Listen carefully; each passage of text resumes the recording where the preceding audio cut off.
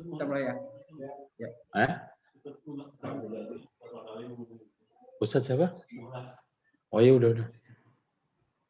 Assalamualaikum Ustaz. Ya, waalaikumsalam. Sebentar Pak. Siap. Sebentar.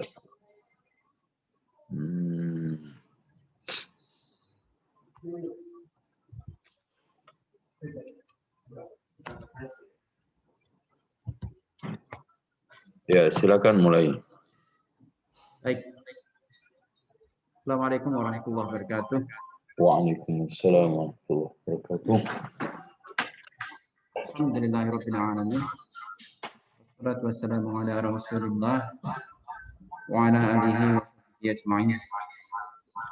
Alhamdulillahirabbil alamin, kita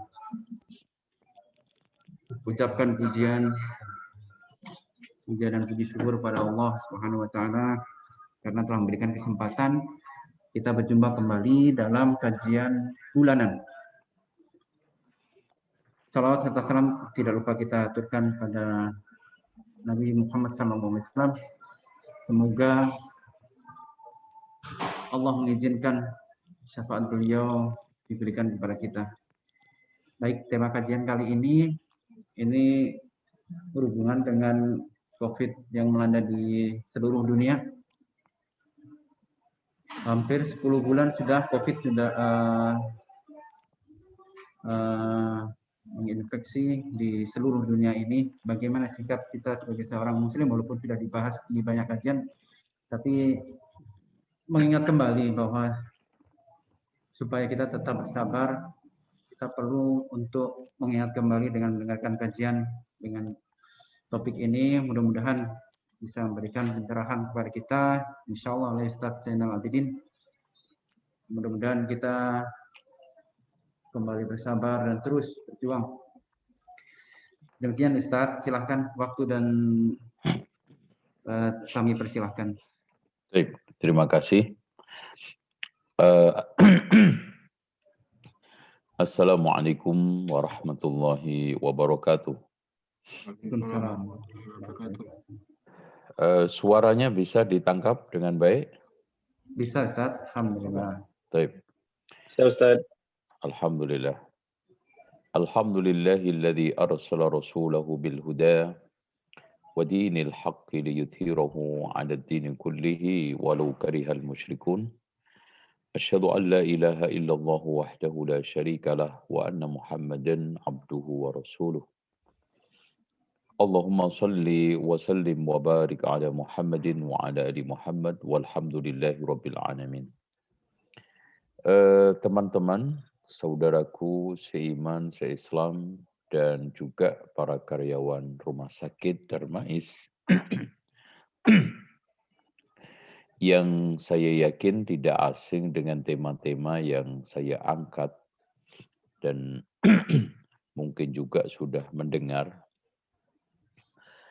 Mungkin ulasan ini akan lebih menajamkan atau menambah varian, ya. Kalau virus ada variannya kan, maka pengetahuan kita tentang kesehatan mental ini dan spiritual itu juga harus kita variankan.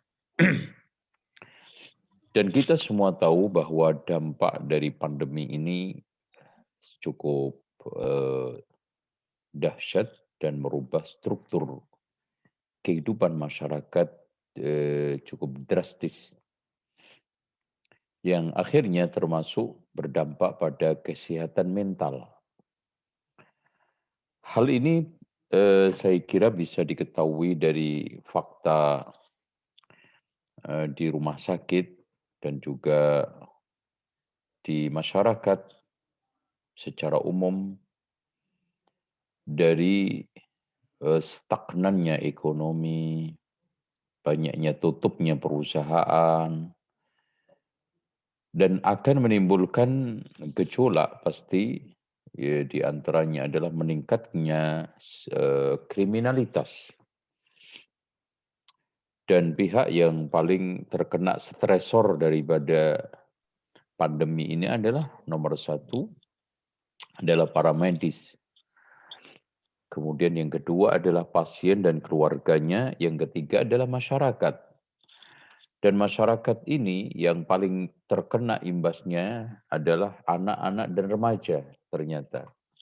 Berdasarkan penelitian yang telah saya lakukan, karena dengan pembatasan eh, jaga jarak, physical distancing dan juga social distancing ini akan mengurangi waktu permainan anak, terbatas permainan anak, sementara anak-anak itu senang dengan dunia permainan, ya.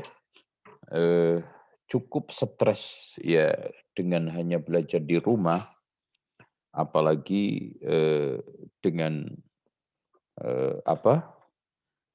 mendapati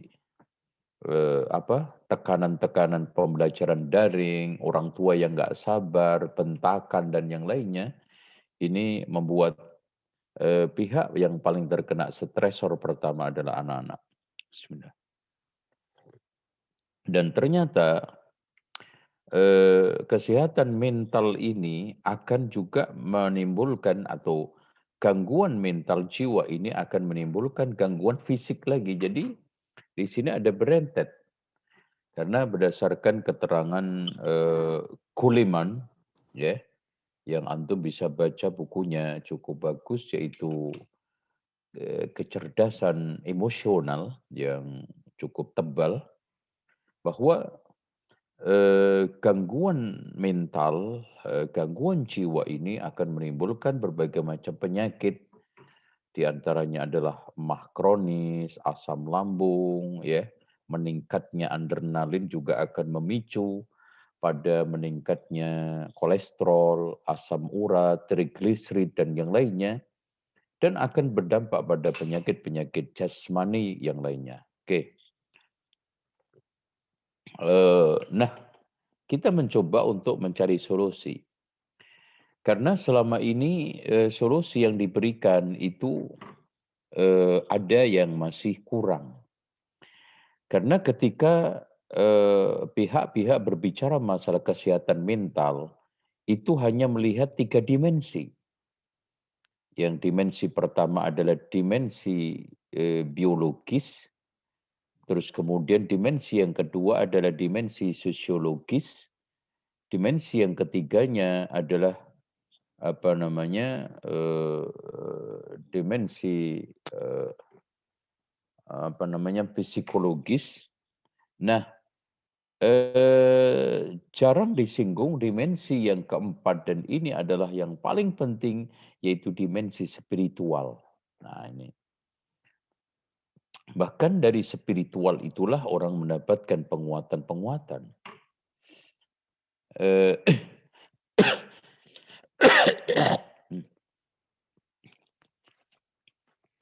Jadi kalau kita itu berkutat pada dimensi biologis, psikologis, sosiologis, ya kita tidak kurang seperti kesimpulan Eric Fromm di dalam bukunya yang cukup laris tentang kesehatan mental, bahwa kata dia di situ, karena ini analisa barat, bahwa sumber utama kekacauan mental, gangguan kejiwaan itu difaktori oleh ekonomi dan masalah-masalah sosial. Dia tidak sama sekali menyoal spiritual. Oke. Sekarang kita masuk ke sini nih. Nah, rukun kehidupan. Masih ngikuti nggak nih, Pak? Masih, Tat. Masih, Ustaz. Alhamdulillah. Masya Allah. Ini ada berapa peserta ini? 48, Tat. Masya Allah. Alhamdulillah. Mudah-mudahan nyampe akhir nih. Ya. Insya Allah. Ini rukun hidup. Nah, kalau rukun Islam ada 5. Rukun iman ada 6. Nah, rukun hidup ini ada 7, Pak. Saya katakan rukun karena orang kalau nggak terpenuhi ini, itu pincang. Ya, seperti Rukun Islam kalau nggak terpenuhi, maka Islam kita juga pincang, nggak sempurna. Nah, orang hidup itu butuh 7 ini. Yang pertama adalah kesehatan. Antum ini Masya Allah. Dan kesehatan di sini Masya Allah menjadi suatu perkara asasi. Makanya mahal, makanya dokter itu mahal. Ya enggak Pak? Ada dokternya enggak nih? Ya, banyak Tat. Alhamdulillah.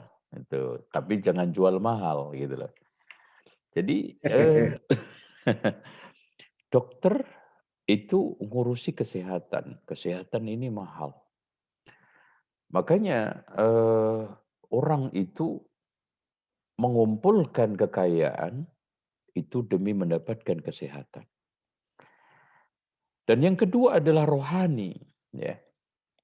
Jadi kalau kesehatan ini otomatis tidak hanya didapat dari rumah sakit, itu tindakan kuratif. Karena yang paling terpenting adalah preventif, ya. Yang tidak kalah pentingnya adalah promotif. Makanya untuk mengatasi kesehatan itu ada 4 langkah: promotif, preventif, kuratif, sama rehabilitatif. Nah, promotif adalah bagaimana kita itu menyadarkan untuk hidup sehat. Dan kemudian hidup sehat itu tidak hanya kebatas pada sehat fisik kan gitu.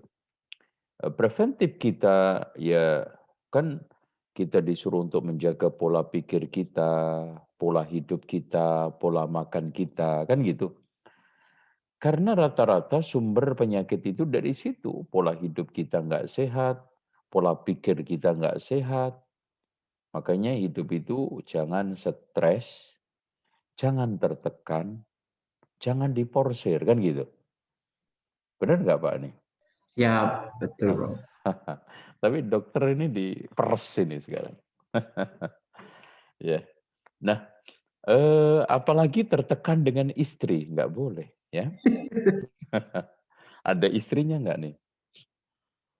Lagi nggak nonton Tat. Alhamdulillah, ya. Berarti ini aman. Jadi jadi suami takwa, takut istri tua. Gitu. Oke. Ya, kesehatan, pola pola pikir, pola hidup, pola makan, ya. Jangan stres, jangan diporsir, ya jangan tertekan, itu aja jaga ya. Rohani ya.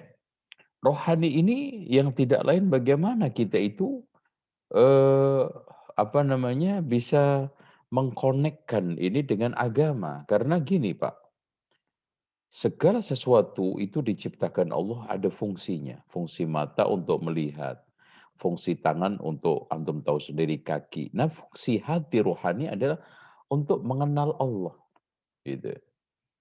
Terus kemudian kepribadian. Nah, ini kepribadian ini adalah rukun kehidupan. Apalagi perempuan itu kan senang punya suami yang memiliki kepribadian kuat. Iya nggak, Pak? Betul Tat. Ada ibu-ibunya nggak nih? Insya Allah ada Tat. Ada. Jadi senang. Makanya perempuan itu kalau mau menikah, yang dilihat utama pertama, yang dipertimbangkan utama pertama adalah kepribadian. Makanya mobil pribadi, rumah pribadi kan gitu ya. Kan gitu. Yang penting ini rumahnya pribadi apa ngontrak, itu nomor 1. Oke. Kepribadian itu dibentuk oleh suatu apa ya, pengalaman, terus kemudian mindset yang dia bangun, kemudian apa ya, pendidikan yang dia dapatkan, kemudian pergaulan yang dia apa, alami, lingkungan yang dia hidup, itu membentuk semua Pak, kepribadian. Dia tuh ada Tapi ada apa? Saya aku. oh ada yang bocor ini ya. Boleh di mute dulu yang lain. Taib. Nah, kepribadian itu tidak lepas dari bagaimana kita itu mengkondisikan pribadi kita, diri kita. dan itu ditentukan oleh 3 ya. Eh, kan ada diri ideal, kemudian citra diri, kemudian baru harga diri. Diri ideal yang kita patok itu kayak apa? Kalau kita umat Islam ya kayak Rasulullah kan gitu. Abu Bakar, Umar itu kan. Terus kemudian kita baru punya citra diri. Baru setelah itu punya harga diri. Lah kita itu sering membicarakan harga diri, tapi nggak punya citra, nggak punya teladan, akhirnya egois. Nah, kemudian yang ketiga adalah keempat profesi. Hidup nggak punya profesi, dihina orang. Makanya Umar bin Khattab pernah ketemu seorang yang Masya Allah tampilannya anggun, berwibawa. Setelah ditanya, apa profesimu? Nganggur. Maka jatuh langsung orang itu di depan Umar bin Khattab. Itu ya. Dan yang selanjutnya ketiga adalah kekayaan. Nggak mungkin orang nggak punya kekayaan dan kaya itu nggak dibenci. Abu Bakar kaya, Utsman kaya, Abdurrahman ibn Auf itu kekayaannya sampai 50 juta ya. Zubair bin Awam 50 juta. Itu dinar zaman dulu ya. Jadi di sini ingin saya tegaskan bahwa Islam itu tidak pernah membenci kekayaan. Yang dibenci adalah sikap kepada kekayaan itu. Cara mencarinya, kan gitu. Sikap setelah dapatnya, ya.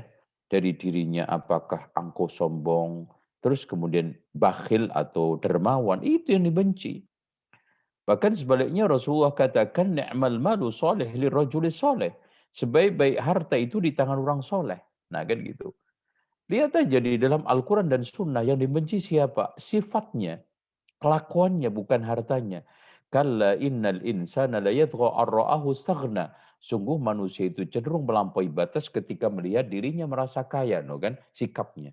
Nah, masyarakat kita di dalam hidup ini nggak mungkin nggak bergaul. Makanya dalam suatu statement Ibnu Khaldun, manusia itu madaniyatun bitabi'i. Manusia itu bersosial dengan sendirinya. Nggak bisa nggak bermasyarakat.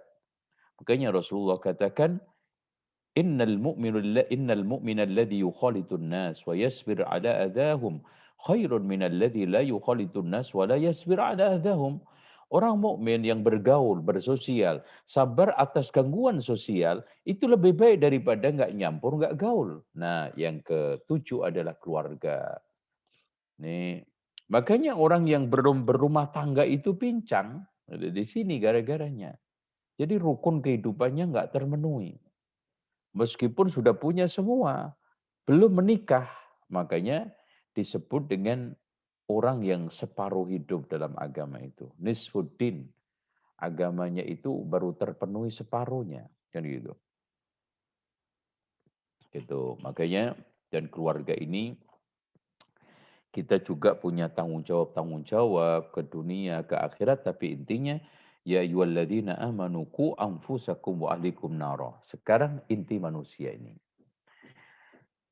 Nah, kalau kita kerucutkan pada akhirnya rukun kehidupan 7 tadi harus mengerucut pada ini, perbaikan inti daripada manusia yaitu hati. Yang dimana ala inna fil jasadi mudghatan. Sungguhnya di dalam diri manusia itu ada segumpal darah. Idza saluhat saluhal jasadu kulluh. Kalau rusak rusak semuanya. Wa idza fasadat fasadal jasadu kulluh. Kalau rusak rusak semua, ala wahyal qalb. Makanya Pak, dari ayat ini Mas, ini nanti rutin nggak Pak kajiannya? Insya Allah.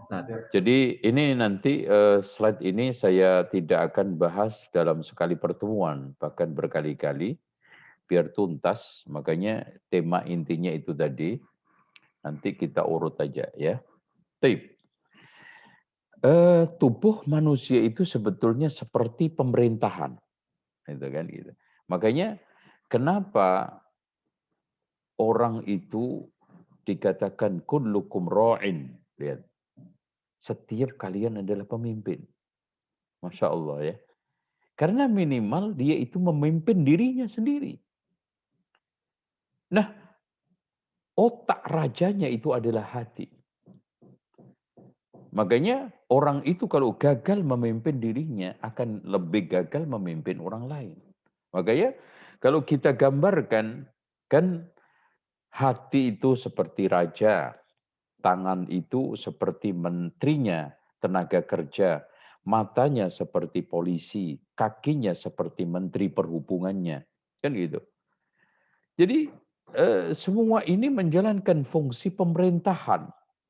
Nah, raja ini, hati ini bisa nggak mengendalikan menteri-menterinya, departemen-departemennya, gubernur-gubernurnya kepada satu kebaikan. Kalau dia sudah sukses, maka dia akan sukses memimpin. Itu. Makanya kehancuran hidup ini itu kan ditentukan diawali dari corruption of knowledge, ya istilah Profesor Naqib Al-Attas. Corruption of knowledge, error of knowledge. Apa itu? Terjadi korupsi keilmuan, penyimpangan keilmuan. Nah, pada akhirnya akan terjadi loss adab. Terjadi apa namanya? Kerancuan, kekacauan adab. Alias perilaku di dalam kehidupan ini kacau balau. Nah, pada akhirnya nanti akan melahirkan apa? Pemimpin gadungan. Jadi muncul pemimpin-pemimpin yang rusak. Kenapa? Karena rusaknya diri pemimpin yang tidak mampu memimpin dirinya, menggiring anggota tubuhnya pada kebaikan, malah sebaliknya digiring pada kehancuran, keburukan. Itu yang menjadi permasalahan sekarang. Makanya ketika dia menjadi pemimpin rumah tangga, keluarga, hancur rumah tangganya. Ketika memimpin satu perusahaan, hancur perusahaannya. Bukan dalam konteks satu sisi manajemennya bagus, keuntungannya didapat, oke. Tapi dengan kerusakan hati dia, mental dia, dan ini nomor satu, sehat spiritual itu, Pak. Bukan hanya tidak stres, bukan sekarang tidak cemas, tapi lebih daripada itu adalah tidak korupsi, tidak melakukan perselingkuhan, tidak melakukan keculasan. Makanya dari sinilah kita dituntut untuk sehat semuanya. Ya, apa namanya? Orang itu kan kadang-kadang kerja keras tapi culas, ya podo ae. Masya Allah dari sisi etos bagus, kerja keras tapi culas. Ada yang amanah tapi nggak pecus kerja, sama-sama sakit mental tuh orang. Kan gitu. Makanya ini hadis ini dalam. Ya. Makanya kata Imam Ibnu Qayyim Al-Jauzi, sumber kehancuran manusia itu karena menyanyiakan dua hal. Ya. Jadi saya ulangi lagi, sumber kehancuran manusia itu karena menyanyiakan dua hal. Menyanyiakan hati dan menyanyiakan waktu. Menyanyiakan hati akan menumbuhkan sifat lalai. Menyanyiakan waktu akan menumbuhkan sikap mengikuti hawa nafsu. Dan itu akan menunai kehancuran total di dalam kehidupannya. Makanya Allah kumpulkan hal itu di dalam surat Al-Kahfi. وَلَا تُطِعْ مَنْ أَغْفَلْنَا قَلْبَهُ عَنْ ذِكْرِنَا وَاتَّبَعَ هَوَاهُ وَكَانَ أَمْرُهُ فُرُطًا. Jangan kamu taati orang yang saya lalaikan hatinya. Tuh. Dan mengikuti hawa nafsu. Maka urusannya akan menjadi berantakan. Saya akan kasih contoh kecil aja gini, Pak. Coba antum dalam waktu liburan 3 hari. Gunakan waktu yang tidak jelas. Ya, pagi main game, ya. Masya Allah udah gede berumah tangga masih main game, ya. Siang chatting sama janda. Terus nanti sore nonton TV nggak karuan atau mancing. Ngobrol nggak karu-karuan. Udah sia-siakan waktu, sia-siakan hati, hancur. Nggak nunggu sebulan, 2 bulan, seminggu udah hancur. Makanya dari sini spiritual itu ditekankan untuk merawat. Kita gunakan untuk zikir. Ala bi dzikrillahi tatmainnul qulub. Ketahuilah dengan zikir kepada Allah, hati itu menjadi tenang. Jadi fokus lurus, ya. Kita luruskan dengan sholat. Makanya sholat itu intinya adalah tomak nina. Tomak nina itu apa sih, Pak? Concern, fokus. Karena kehidupan itu kadang-kadang menjadi berantakan karena kita nggak fokus. Kerja nggak fokus, akhirnya hasil tidak maksimal. Terus kemudian berpikir tidak fokus, akhirnya bawaannya juga ngelamun. Membuat satu perencanaan yang nggak fokus, akhirnya juga apa? Satu pengembangan yang gagal. Tuh kan? Itu berangkat dari sholat. Dan itu puncaknya di hati. Makanya kata para ulama, siapa yang menyanyiakan sholat, maka di dalam urusan yang lainnya lebih menyanyiakan. Sehingga Allah katakan apa di dalam Al-Quran? Inna salata tanha anil fakhsya'i wal munkar, wala dzikrullahi akbar. Masya Allah. Itu semuanya untuk hati.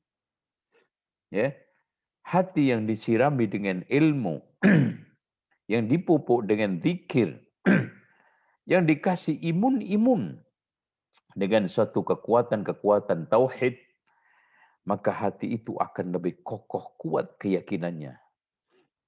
Makanya saya sungguh sangat aneh, kita punya kekuatan yang begitu dahsyat untuk merawat mental kita, tapi kita telantarkan, yaitu spiritualitas dan kehidupan religius. Yang tidak lain adalah kita mengambil kebaikan-kebaikan dari Al-Quran dan Sunnah. Ya, baik. Jam berapa ini? Ya, oke. Hakikat manusia. Nah ini Pak. Kita manusia, kata sang penyair, ya khadimal jismi, wahai pelayan jasmani. Jadi, wahai orang-orang yang sekarang ini hanya lebih memperhatikan jasadnya, lebih merawat jasmaninya, lebih sekarang ini membiayai dengan biaya mahal kecantikan dohirnya. Kam tashqali khidmatihi. Berapa banyak orang yang celaka, kalian dicelakakan dengan itu semuanya. Ya.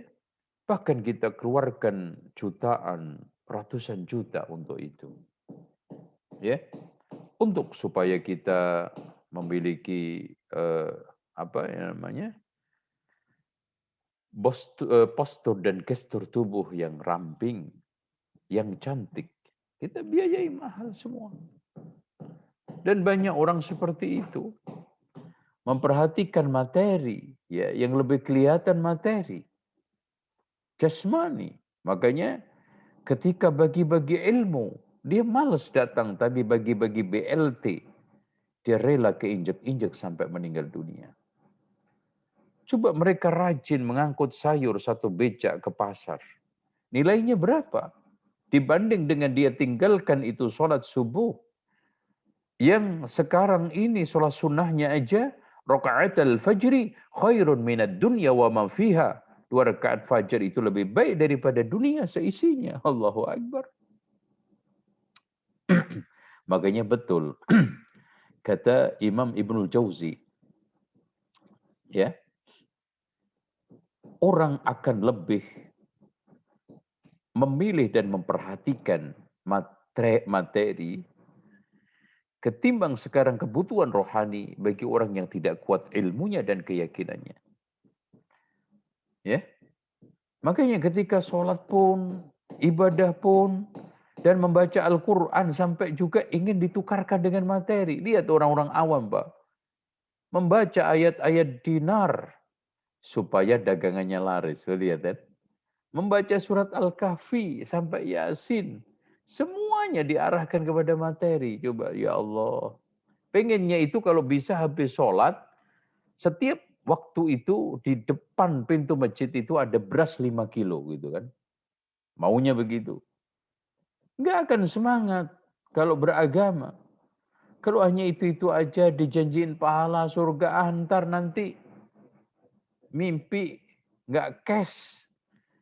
Padahal kalau dia seandainya setiap habis sholat dikasih beras 5 kilo juga susah. Rumahnya nggak muat tuh untuk nyimpan beras itu. Itulah pikiran manusia yang aneh.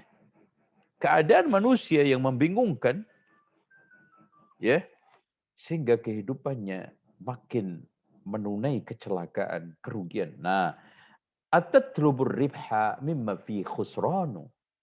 Apakah kamu akan mencari keuntungan yang itu merupakan sumber kerugian? Ulaika alladzina ishtarawud dhalalata bil huda. Mereka itu sebetulnya menjual belikan ke hidayah dengan kesesatan. Makanya betul kata Allah, wal asri innal insana lafi khusr illa alladzina amanu. Itu bukan dari jasad iman. Wa amilu shalihat wa tawasaw bil haqqi, belajar kebenaran Islam, wa tawasaw bis sabri, dan saling berwasiat kesabaran untuk supaya hidup ini lebih nyaman. Makanya sang penyair menganjurkan kepada kita, aqbil 'ala ruhi, perhatikan rohani kamu, wastakmil fadailaha, sempurnakan keutamaan-keutamaannya. Fa anta birruh, kamu itu menjadi manusia utuh dengan rohnya, la bil jasadi insan, bukan dengan jasadnya. Ya, kalau sekarang manusia hanya menghargai jasmaninya, Pak, itu kan akan lebih jatuh daripada hewan. Makanya Allah katakan, ulaika kal an'ami bal hum adall. Mereka itu lebih sesat daripada hewan ternak.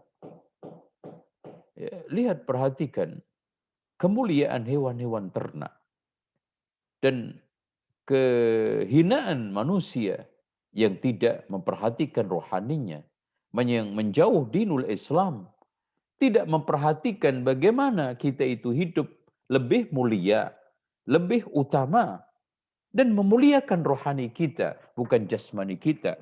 Karena kemuliaan jasmani pasti ujung-ujungnya adalah materi, dan kemuliaan rohani ujung-ujungnya agama, dan itu akan berpisah dengan sendirinya. Makanya ya ikhwan, ya, lihat aja kehidupan orang yang memperhatikan jasmaninya, ujung-ujungnya toilet kan. Apa yang dia bela, apa yang dia perjuangkan. Dan siapa yang sekarang ini memperjuangkan rohani, Masya Allah, surga. Kenikmatan bukan hanya akhirat, dunia juga. Makanya akbil arar roh, roh ini dirawat. Dengan kita membaca Al-Quran dan merenungkan. Dengan kita sholat khusyuk.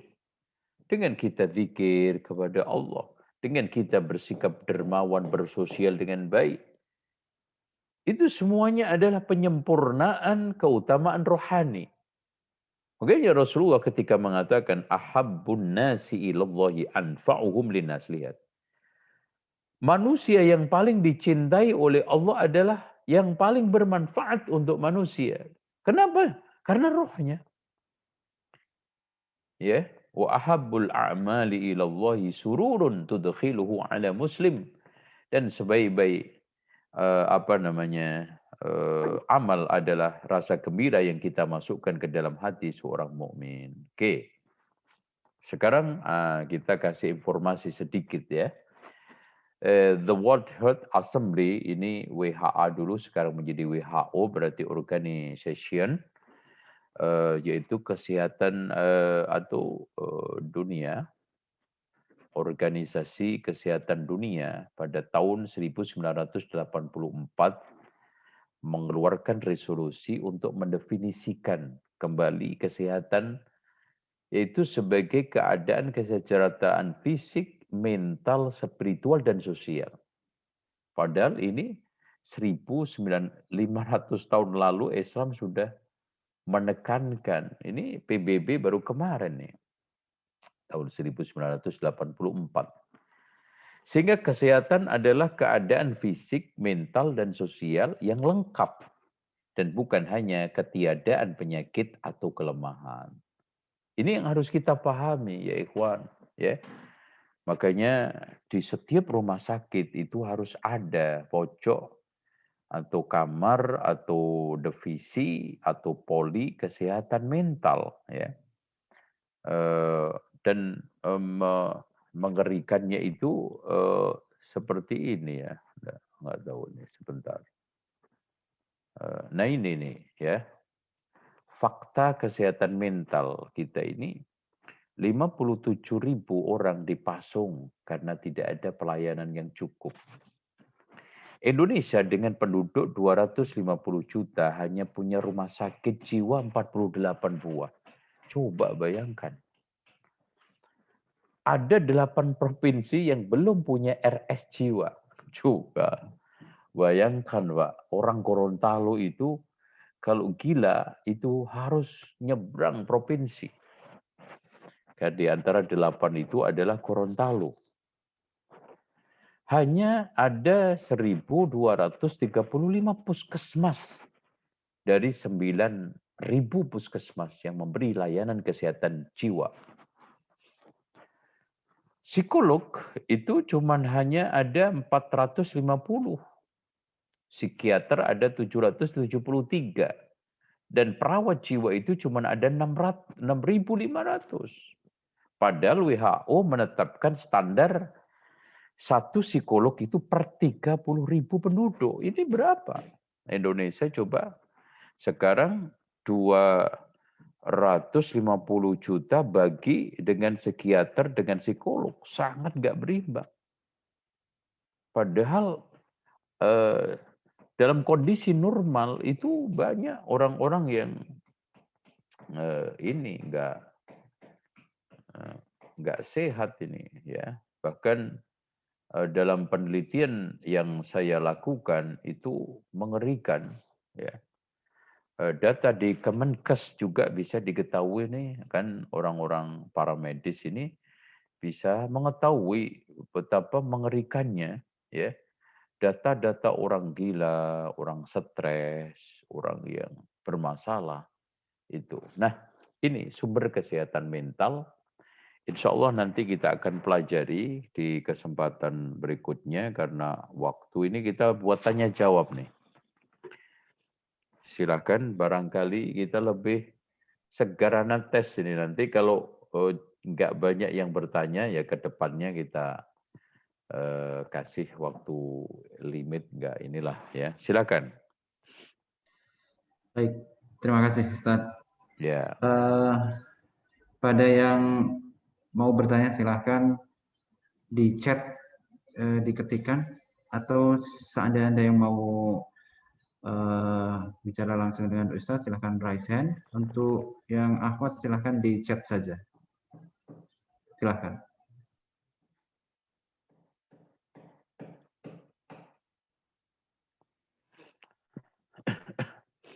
Silakan Pak, Ibu, silakan. Halo? Atau sambil nunggu kita lanjutin. Ya. Sambil nunggu pertanyaan, gitu Pak ya. Siap, Tat. Oke, sumber kesehatan mental. Kita itu bisa sehat karena biologis kita terpenuhi. Di antaranya kan hubungan seksual, itu kan termasuk kebutuhan itu. Makanya di Islam itu kan dilarang sampai dikutuk malaikat istri menolak ajakan suami karena itu ada hubungannya ke kesehatan mental. bahkan bisa menghilangkan stres, penat, kan gitu. Makanya di dalam kehidupan sufi yang menjauh dari syahwat, akhirnya ada yang mengebiri, ada yang nggak menikah, nanti akhirnya terjadi konslet.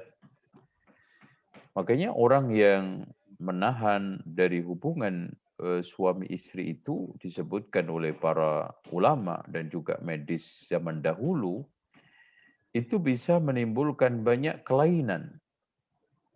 Ya, akhirnya nanti kecondongannya kepada anak-anak, dan juga nanti nafsu makan kurang, dan kondisi tubuhnya itu stres, pusing-pusing, dan raut mukanya juga tidak fresh, kan gitu. Biologis. Namanya aja biologis, biologi kan gitu, tubuh ya, tubuh. Tubuh kita itu harus ada asupan cukup. Ya makan kita, makan minum kita, semua harus kita penuhi dengan baik. Nah, itu faktor pertama. Ya. Yang keduanya adalah psikologis. Psikologis kita ini juga harus sehat. Kejiwaan kita, nafsiyah kita, yang di dalam Islam kan dibagi menjadi 3. Ada nafsun ammarah, ya, bisu yang memerintahkan, membisiki kepada keburukan, kejahatan. Itu ya. Terus kemudian ada nafsun lawamah yang menyalah-nyalahkan kelakuan yang tidak baik, menyesali, kecewa dan yang lainnya. Nah, sampai kepada nafsun mutmainnah. Itu kan gitu. Nah, kemudian yang ketiga adalah sosial. Makanya sosial modern ini ditemukan di dalam banyak penelitian, itu menyebabkan ternyata kehidupan modernis ini, Pak. Modernisasi ini banyak menimbulkan gangguan mental. Ya. Karena globalisasi, terus kemudian melahirkan industrialisasi, maka pada saat itu ada tekanan-tekanan modal yang menuntut manusia itu bahkan dijadikan bagian daripada mesin. Makanya kehidupan modernisasi, kemudian industrialisasi akan melahirkan berbagai macam gangguan kejiwaan mental seseorang. Dan sosialisasi kita ini juga akhirnya nggak sehat. Lihat aja sekarang. Lo gue ya. Jarang ketemu, apalagi dipangkas lagi dengan sosmed. Suami istri aja jarang tegur sapa. Yang lebih lucu, ini suami istri ada di rumah. Serumah, di atas sama di bawah aja. Minta kopi lewat WA, coba bayangkan. Ini gimana? Istri lebih banyak melototi muka HP daripada muka suami. Tetangga jarang ketemu. Kondangan pun sangat parsial karena ketemu di tempat-tempat yang mewah, yang kaku. Kita tidak bisa bercengkrama, tidak bisa bersosial dengan bersahaja, dengan alami. Beda dengan kehidupan dulu yang ada suasana alaminya, kampungnya, gotong royongnya, ya, pertemuan-pertemuan desanya, ya, kerja baktinya itu udah hilang. Makanya banyak orang yang stres sekarang. Faktor sosial, ya, belum lagi nanti sosial yang penuh hoax, ya, atau hoax, gosip, ya, macam-macam, ya. Terutama Indonesia ini negara paling banyak beredar hoax sama gosip, ya. Dari sinilah hadirin sekalian, ikhwah sekalian, kesehatan mental kita itu makin terganggu. Dari sosialisasi kita di rumah, terus di komplek, terus kemudian di mana lagi di tempat kerja, itu juga tidak menunjukkan tren positif. Nah, kemudian spiritual kita juga sekarang maaf, Banyak orang yang mendapatkan Islam palsu. Akhirnya apa? Berobat dengan obat palsu. Lah kapan sembuhnya? Nah ini yang jadi permasalahan juga. Banyak orang-orang yang sekarang ini tidak puas dengan Islam. Mencibirkan Islam. Karena mereka itu mendapatkan Islam yang tidak asli. Lah Bapak sekarang saya tanya, sebagai para medis, sebagai dokter, ngasih resep obatnya palsu. Gimana? Gitu. Jadi kalau kita itu berobat rohani, ini sama dengan jasmani kan. Syaratnya kan harus 3 toh Pak. Yang pertama dokternya profesional, spesialis. Ulamanya itu profesional, spesialis betul-betul kan gitu. Resep dalil-dalil yang diberikan ini benar. Nah kalau sekarang resepnya salah-salah, ya hancur semua. Nah obat yang dibeli asli. Nah ini kadang-kadang tiga-tiganya kacau coba. Ternyata dokternya nggak capable, ternyata ngaku-ngaku cuman mantri. Kemudian resepnya ngawur, ya. Dalil asal comot, dalil asal dapat. Nah akhirnya apa? Dibelikan, Masya Allah, obat palsu lagi. Ya, nggak akan bakal sembuh jasmani. Itu kalau kita buat satu apa namanya komparasi, ya, bahwa berobat jasmani dengan rohani itu ada mirip, ada dokternya, ada resepnya, terus kemudian ada obatnya kan gitu. Begitu juga kalau agama ada ulamanya, kalau sekarang kesehatan ada dokternya, kalau sekarang di dunia kedokteran ada resepnya, kalau di agama itu ada dalilnya. Nah, kemudian setelah itu tata laksananya, pengamalannya itu obatnya yang diberikan kepada jamaah ini resep yang obat yang asli gitu loh. Alias ajaran-ajaran yang benar. Ya kita sehat insya Allah. Akhirnya yang disalahkan adalah Islam.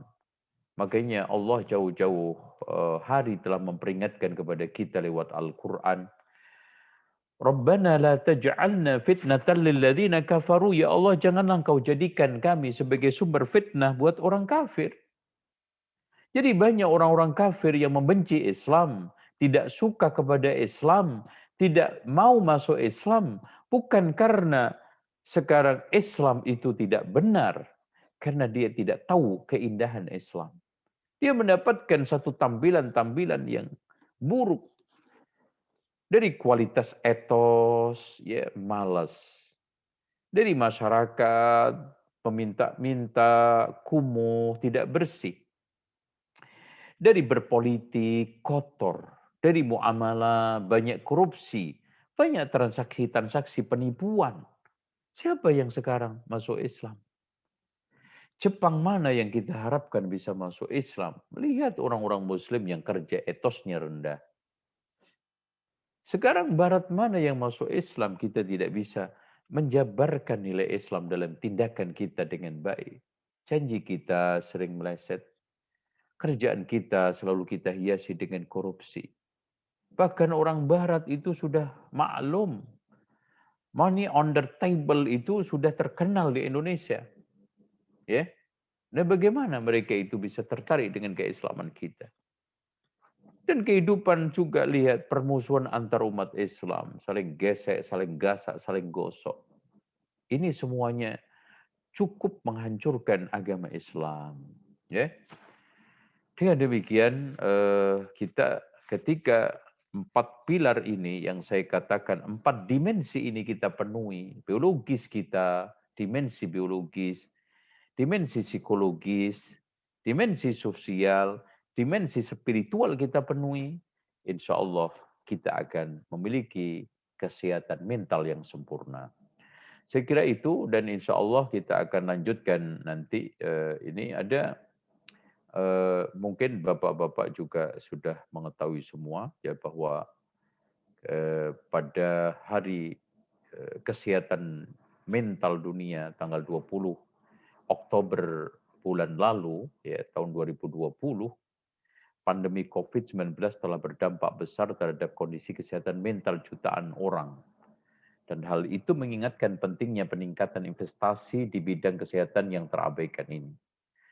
Bahkan menurut Profesor Epidemiologi Psikiatris di Harvard juga, bahwa stres bisa menjadi suatu yang traumatis saat kita merasa tidak mampu mengatasinya. Iya, trauma-trauma, dan bahkan sekarang ini kebanyakan kena penyakit psikosomatis, yaitu orang sebetulnya nggak sakit tapi merasa sakit. Ya kan gitu. Kan dengan kita kadang-kadang dengar istri kita kena COVID aja positif, langsung kita itu nyesek-nyesek ya. Bahkan merasa kayaknya badan panas, padahal enggak. Itu namanya psikosomatis ya. Psikosomatik, dan ini bagian daripada traumatik ya. Terus kemudian tadi ini fakta kesehatan mental ya. WHO menambahkan bahwa bidang kesehatan mental masih menerima kurang dari 1% dari bantuan internasional yang dialokasikan untuk kesehatan. WHO sebenarnya sudah menyoroti kekurangan dana di bidang kesehatan mental. Jadi kita ini Pak disamakan dengan kambing, sapi. Artinya kesehatan ini hanya berfokus pada jasmani. Di 99% anggaran kesehatan itu hanya untuk dialokasikan untuk kesehatan jasmani. Kan sama. Ini antara sekarang hewan-hewan peliharaan dengan kita. Ini yang mengerikan ini. WHO sebenarnya sudah menyoroti bidang kesehatan sejak sebelum pandemi. Sebelum virus corona menyebar, WHO mencatat rata-rata negara mengalokasikan 2% saja dari anggaran kesehatan nasionalnya untuk keperluan layanan kesehatan mental. Allahu Akbar. Jadi coba bayangkan 98 enggak? Paling tinggi itu 98. Itu kita alokasikan untuk kesehatan jasmani. Ini suatu kondisi yang memprihatinkan. Padahal kita itu menjadi manusia karena rohani kita, bukan jasmani kita. Ya, Wallahu a'lam. Saya kira gitu Pak. Silakan. Mungkin ada yang mau bertanya. Silakan. Baik Ustadz, ada satu pertanyaan Ustadz di chat. Apa? Bismillah, mohon solusi konkret untuk kita tetap istiqomah dalam beribadah. Mungkin Ustaz salah lihat ya. Sebentar ya. Kan pakai slide tapi nggak keluar. Oh, ini nggak keluar slide-nya ya Pak ya? Nggak keluar Ustaz. Nggak keluar Ustaz. Nggak keluar slide-nya, nggak keluar Ustaz. Oh, Mas. Tapi kok bisa nyambung ini? Oke. Terus masuk kemana saya ini? Share screen tadi. Share screen. Udah tadi saya share. Oh, dibuka dulu ya. Iya. Oke. Nah, mana? Udah. Oh, nih. Oke, nggak bisa. Ya wes, nggak apa. Anak, soalnya saya bukan host kali ya. Oke, nanti gini aja, saya kirim ke antum ya, ke ini. Siap, Ustaz. Ke Pak Dokter, insya Allah, Pak Dokter Willy ya, insya Allah. Siap, Ustaz. Ada pertanyaan Ustaz satu. Iya, silakan. Mohon solusi konkret untuk kita tetap istiqomah dalam beribadah dan menuntut ilmu di masa pandemi ini, Ustaz. Karena banyak waktu yang tersita untuk menangani COVID ini, sehingga mungkin waktu untuk kajian dan sebagainya menjadi berkurang, gitu Ustaz. Baik, pertama dan utama, antum perbaiki niat itu yang konkret, bahwa antum ini sedang ibadah besar. Ya, innamal a'malu binniyatnya ini, ya. Jadi antum jangan kira sekarang ini antum sekarang menjadi dokter, tugas-tugas para medis menangani COVID ini bukan dari kebaikan. Nah, penemuan dan juga persepsi yang seperti ini harus kita hilangkan. Bahkan ya ikhwan ya, wa fi bud'i ahadikum shadaqah. Dalam pandangan Islam dalam membuat satu landasan ibadah itu, di dalam kemaluan kalian adalah ada sedekah. Coba bayangkan. Apalagi antum sekarang ini Masya Allah menyelamatkan ribuan nyawa. Makanya sampai ketika saya ceramah di depan para karyawan Telkom, ya, itu antum ini manusia-manusia yang berpahala besar. Kalau niat antum itu baik, bagaimana tidak? Dengan antum mengurusi dunia maya, ya, telepon dan yang lainnya, mempermudah dakwah, ya, mempermudah sirkulasi sosial, ya, itu Masya Allah pahala kan? Kan kata Rasulullah, manusia yang paling dicintai Allah adalah yang paling bermanfaat. Nah kan gitu. Ini antum manfaat enggak? Masya Allah manfaat. Dan amalan yang paling dicintai oleh Allah adalah memasukkan rasa gembira ke dalam hati seorang mukmin. Subhanallah, ada pasien sembuh, betapa girangnya keluarga sekitarnya ketika menyambut keluarganya sembuh dari COVID. Dan juga polisi juga saya tegaskan, antum-antum ini manusia paling mahal. Kenapa? Kerjaan antum ini nggak bisa dikerjakan oleh siapapun, termasuk ustadz, ulama besar. Apa? Nangkep penjahat. Mana ada ustadz yang ceramah sampai dower itu, yang mengatakan pencuri itu haram, ya, pembunuh itu jahat. Bisa nangkep pencuri, bisa menangkap pembunuh. Nggak bisa. Siapa yang bisa? Polisi. Tinggal innamal a'malu binniyat. Sesungguhnya amal itu tergantung niatnya. Makanya ketika antum bangun, ketika itu kan sudah mikirin kerja ya toh. Rata-rata kan gitu. Ya Allah ini, nanti nyampe kantor berapa, jam berapa ya.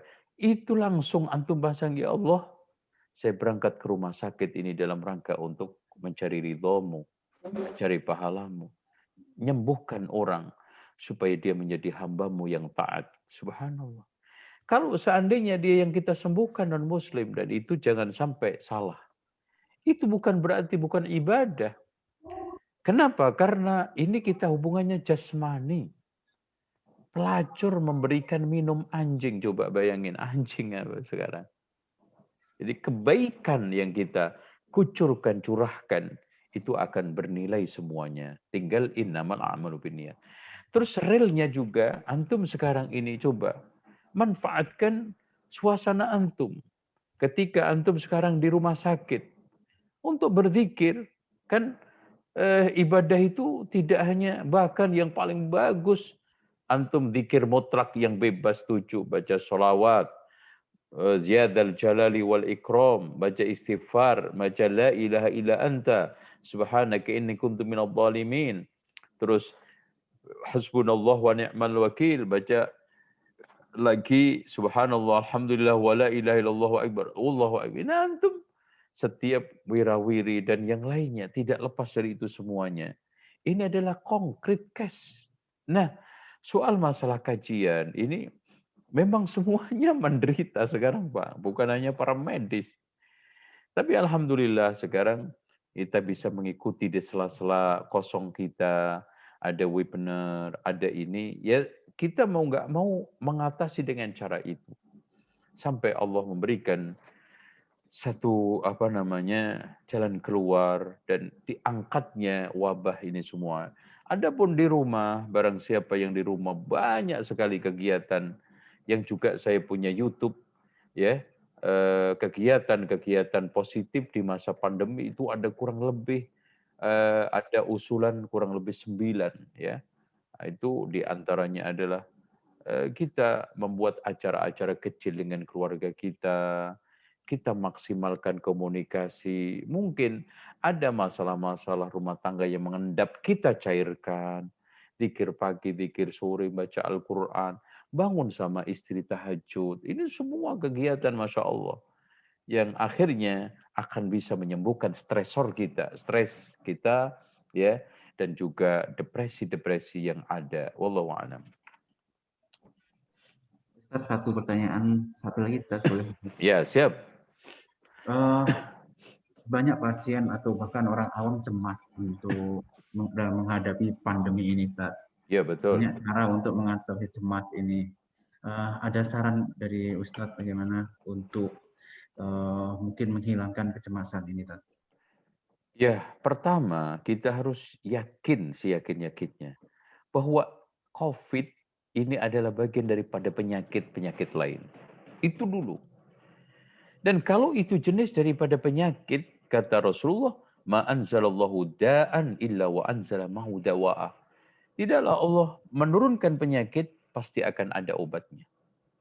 Kemudian yang kedua, kalau seandainya mati, itu bukan gara-gara COVID kita pasti mati. Banyak sekarang juga orang mati kecelakaan, mati dalam keadaan sehat, mati karena penyakit yang lainnya. Itu banyak toh. Dan kematian adalah suatu yang pasti. Makanya di sini mukmin disuruh bersiap. Ya, sehingga Rasulullah SAW ketika ditanya, "Idza dakhala nurul qalb, idza dakhala nurul qalban fasakhawan syarah." Ketika cahaya itu sudah masuk ke dalam hati, hati akan tenang, jiwa akan cerah. Wa ma alamatu dzalika ya Rasulullah? Apa tanda-tandanya hal itu wahai Rasulullah? Rasulullah menjawab, at-tajafi an daril ghurur. Pelan-pelan latihan meninggalkan kampung penuh penipuan yaitu dunia. Wal inabatu ila daril khulud, latihan untuk kembali kepada kampung penuh kekekalan yaitu akhirat. Wal isti'dadu lil mauti qabla nuzuli, siap mati sebelum datangnya. Kalau ini yang kita lakukan, maka kita akan sehat, Pak. Seorang menghadapi kematian itu seperti perang yang tidak jelas. Tapi bagi tentara yang hebat, kuat, dan sehat adalah yang penting aku siap untuk perang. Mau besok, mau 20 tahun yang akan datang, saya siapkan peperangan itu. Nah dengan apa? Tazawwad bituqa. Berbekalah dengan ketakwaan. Kalau sudah masuk malam, jamin nggak murmu sampai pagi. Wa kam min salimin mata bi ghairi illatin. Berapa banyak orang yang sehat mati tanpa sebab penyakit. Wa kam min saqimin 'asha hinan min ad-dahri, dan berapa banyak orang yang sakit-sakitan tidak mati-mati. Wa kam min fata yusbih wa yumsi amina. Berapa banyak pemuda yang sehat segar bugar, sore pagi merasa aman, ternyata kain kafannya sudah digunting-gunting, dia tidak tahu. Ya kan? Dengan demikian itu. Nah, yang terakhir, Pak, keimanan kepada takdir harus kita mantapkan. Nah, ini insya Allah nanti kalau sudah term ini selesai, kita coba angkat. Bagaimana kita itu beriman kepada takdir. Kita hafal rukun iman. Kita sudah baca iman kepada takdir. Tapi banyak yang belum kita selami. Sehingga muncul stres itu karena itu. Kalau kita sudah mengetahui, semua adalah pasti apa yang ditetapkan oleh Allah terjadi. Wa ma asabu wa ma yusibullah lam yakun liyukhti'ak. Wa ma asabaka lam yakun liyukhti'ak. Apa-apa yang menimpamu tidak akan meleset darimu. Wa ma akhta'aka lam yakun liyusibak, kata Rasulullah. Apa-apa yang meleset tidak ditakdirkan enggak akan menimpa. Artinya ini suatu kepastian. Nah, manusia di sini hanya ada semacam ikhtiar. Manusia itu hanya mengerahkan sebab. Nah, kalau sudah seperti ini, insya Allah kita itu akan lebih cenderung memiliki kesehatan mental kita. Wallahu a'lam. Baik. Terima kasih Ustaz atas penjelasannya pada pengajian bulan kali ini. Ya. Kita bisa akhiri Ustaz.